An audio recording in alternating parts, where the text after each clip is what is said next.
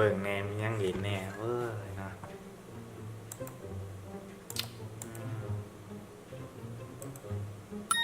อืมยังส่งความมาวะ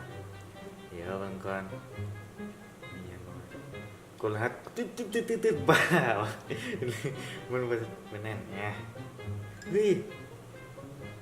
เฮ้ยเกมลดราคาเดี๋ยวมันเฮ้ย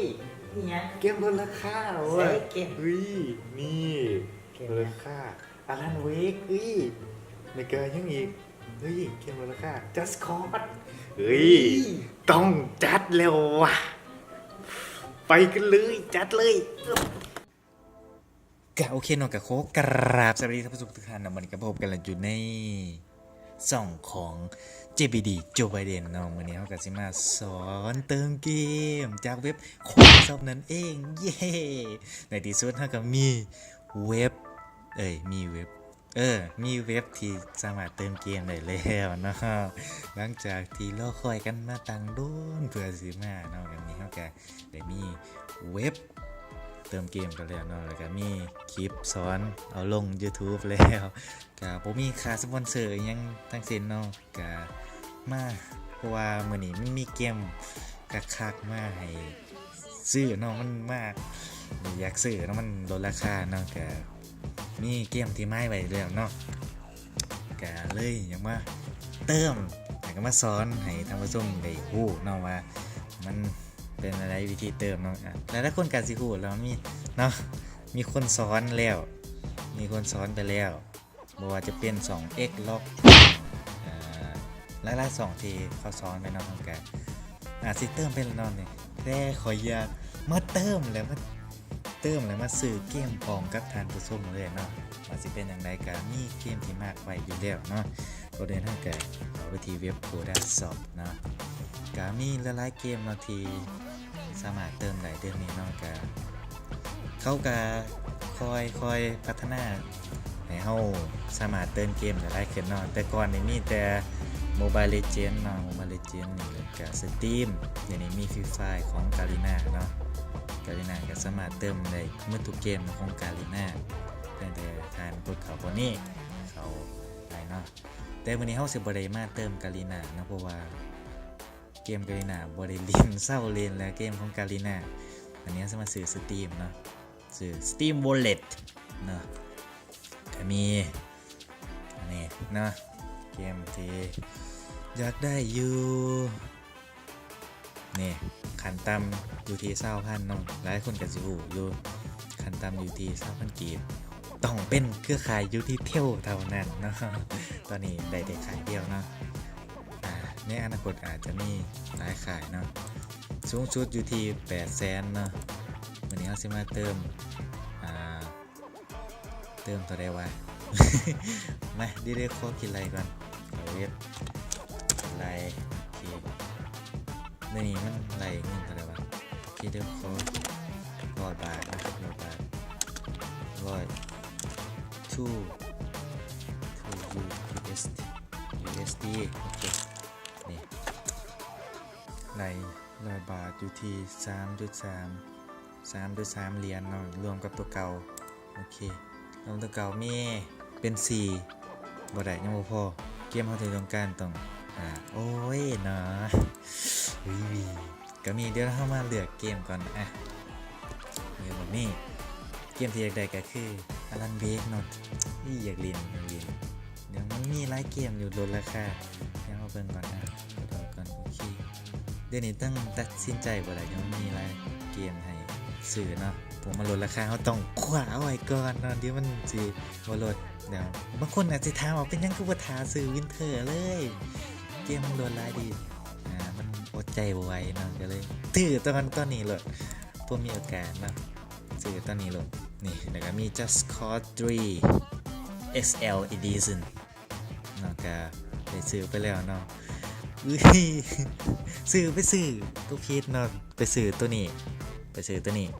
ตัวที่มันก็ลดราคาซ้ำแต่ก่อนมันลดราคาซ้ำ6 เหรียญคือกันเนาะแต่ไปกดพีชไปซื้อตัว4 เหรียญเบิ่งพีชเนาะก็เลยได้แต่ตัวเกมบ่ได้ DLC เนาะยังคิดอยู่ว่าสิเอาตัวใดดีเนาะระหว่าง DLC กับ DLC Just Cause 3แล้วก็ Just Cause เอ้ยแล้วก็อารันเวก3มากเว่าผิดเลยเว้ยนะเอ่ออ้าวเดดแอร์เลยวันนี้ โอเคตัดสินใจแล้วเอาสิเอาอารันเวกเอาเกิดเปิดขึ้นมายังหูบางอย่างนี่โอเคหูบางอย่างเนี่ยเป็นหูบอันนั้นเนาะเข้ามาเฮ็ดหูบโอเคเอามาเติมเนาะก็เดินเท่าต้องแปลบัตรก่อนเนาะนี่ก็ได้มาแล้วนี่บัตรละเก่าบัตร10,006 บาทเนาะโอ้โหโคตรสิ้นเปลืองเลยแดกมาม่าแน่นอนเรื่องนี้เมืดเลยเงินเอาตีโฮมมา6 บาทแล้วก็ขั้นตอนต่อไปเฮาก็คือมาเติมใส่โทรศัพท์โอ้โห6 บาทเด็กมากมาเอาวัดดิโอเคแล้วก็มีโทรศัพท์ปึ๊บที่ใส่เครือข่ายรักเก่ายูนิเทลโทรศัพท์ต้องยูนิเทลคือกันเนาะบ้าโทรศัพท์ยังก็ได้เนาะแต่เพียงแต่ใส่เครือข่ายของยูนิเทลโอเคเนาะเดี๋ยวขอเติมเงินก่อนนี่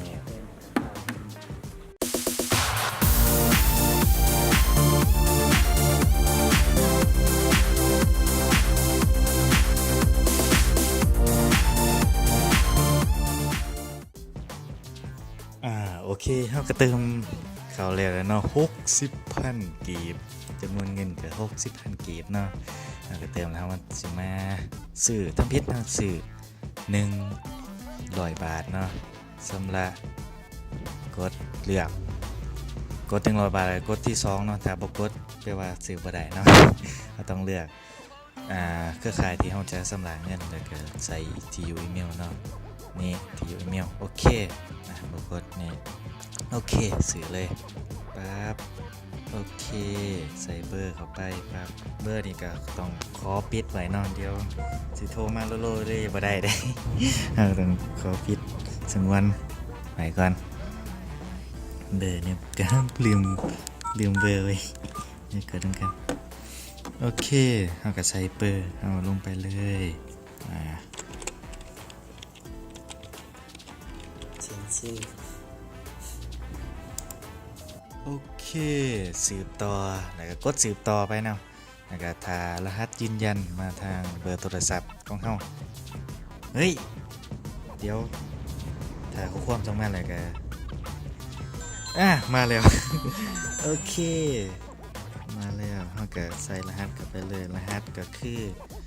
นี่เนาะ031โอเคยืนยันไปโอเคมาเนี้ยก็กดมาเลยโอเคแล้วก็ถามมันประมวลผลเนาะก็เพียงเท่านี้เนาะง่ายๆเติมง่ายๆสบายเนาะก็สามารถเติมกันได้เนาะทุกคนอาจจะเติมเป็นแล้วบ่ต้องสอนหลายๆเนาะวันนี้เฮาก็มาโอเคเราเข้าไปที่ Gmail โอเคถ้าใครใส่อีเมลที่เป็น Hotmail ก็ใส่เข้าไปบน Hotmail เนาะโอเคมันก็มีหลายบอนนั่นแหละแน่มาแล้วรหัสโค้ดถ้าใครอยากใส่เลยเนาะเพราะว่าเอาไป จังได้จะบ่ทันเร็วบ่เติมแล้วเอ้ยเอาไปใส่คือเก่าเลยบ่ได้ดอกนี่แล้วเราก็มาเข้าอยู่ที่สตรีมของเฮาเนาะโอเคเปิดหน้าสตรีมขึ้นมาแล้วก็กดเข้ามาได้นะลืมเลยเปิดอยู่ที่ใส่ wallet โอเคมานี้ก็เข้ามาใส่ปั๊บแล้วก็กดดำเนินการต่อเย่ได้มาแล้ว 3.2 เบิ่งเงินวันนี้นะนี่ได้สิยังอีกเฮาก็ต้องมากดเอาอีกเนาะ เราต้องกดอีกกดกลับขึ้นอยู่ที่วันนี้แล้วเฮาก็มากดอยู่ที่เติมสตรีมนี่สิไปหายังอีกอยู่ที่50 บาทคือกดเลือกเครือข่ายที่เฮาจะชำระเงินโอเคแล้วก็ใส่อีเมลเฮาเข้าไปสื่อตอนนี้เลยโอเคแล้วเอาเบอร์ใส่ลืมเบอร์อีกแล้ว โอเคขอใส่เบอร์ก่อนแป๊บนึงส่งมาเลยเฮาก็รหัสเข้าไปเลย10710โอเคกดรหัสยืนยันแล้วก็รอถ่าข้อความจากอีเมลของทานเนาะโอเครอถ่าการประมวลผลแล้วก็ไปถ่ายเลยอยู่ที่ Gmail ของเฮาจะซีเว้าก็ไทยเวียงยังผมบ่หมู่เป็นคนไทยเวียงข้อความส่งมา เอ้ามันดูดีเลยดีกันเลยดีเนี่ยถ้าอยากได้ก็เอาไปเลยเนาะเพราะว่าก็คือเก่าเนาะ เติมแล้วนี่ใส่เข้าไปเลยกันดำเนินการต่อเลยโอเคได้อยู่ที่6เหรียญเฮ้ย6เหรียญเลยซื้อได้แล้วนี่เนอกสตรีมนี่เลยถ้าพ่ออยากแอดเข้ามาก็แอดได้เลยเนาะโจบีดีเนาะโอเคนี่ไหนเบิ้งนี่โปรไฟล์นี่โจบีดีแล้วเกมที่มากลินเป็นประจำกันเลยดินเนาะแล้วก็พับจีโอเคเดี๋ยวไปดีไรดินทดลองซื้อบริซื้อเราเกมเล่นไปดีไรเข้ามาต่อเป้าหมายของเขากันดีกว่ามาซื้ออารันเบกเนาะตัวนี้เขาก็สิได้มืดแฟนไซด์ของอารันเบกเนาะก็บอกตามตรงเลยว่าบ่เคยลินเนาะเกมอันนี้มาหยิบใส่ตะกร้าเฮาสั่งซื้อให้ตัวเองนี่สั่งซื้อให้ตัวเองกดไปเงินเท่ากับสีเหลืออยู่ที่1เหรียญกับพอไว้ซื้อเกมที่มันถึกๆเนาะ 1เหรียญ2เหรียญนี่พอลินเกเขียดมากดยืนยันเนาะกดสำเร็จการนี้แล้วเนาะนี่เนาะถ้าใครมีเครื่องปิ้นกะปิ้นออกมาเนาะปิ้นลิน บูจักสิปิ้นกันมายังกะปิ้นได้นะกดปิ้นเนี่ยปิ้นมันสิเขียนมาจากไหนก็บ่ทันหูเฮาจะมาเบิ่งนำกันเนาะมันสิเป็นจังไดเดี๋ยวปรินเตอร์เปิดปรินเตอร์ให้แน่มาปริ้นมาเบิ่งนำกันเนาะ